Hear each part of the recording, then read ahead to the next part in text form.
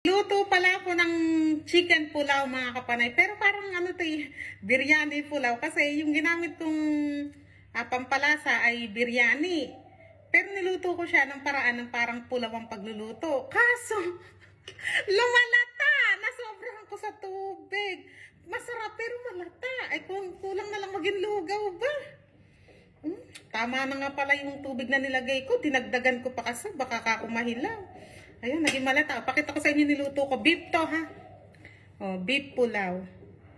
Kainin ko na yung mga anak ko. Magbibigay ako sa baba, kaso magustuhan naman kaya nila. O, tignan. Pero pwede no, kayo na. Pwede no, kahit malata. Ay, naku.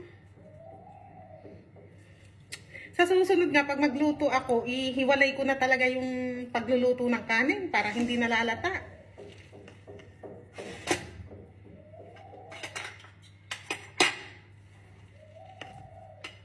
Masarap sana, masarap yung lasa, kaso malata.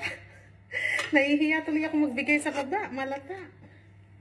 Ay, tama na to kay Mari. Makasabihin eh. Malata, sabi. Pero hindi naman pag nagluluto mo, kinakain naman nila kahit na malata o ano. Inuubos naman nila. O eto, ganito itsura na akin niluto na malata. Ay, naku. O, tikman ko uli. Ay, nakaano pala ako. Huwag na. O, sige mga kapanay ha. Bye-bye.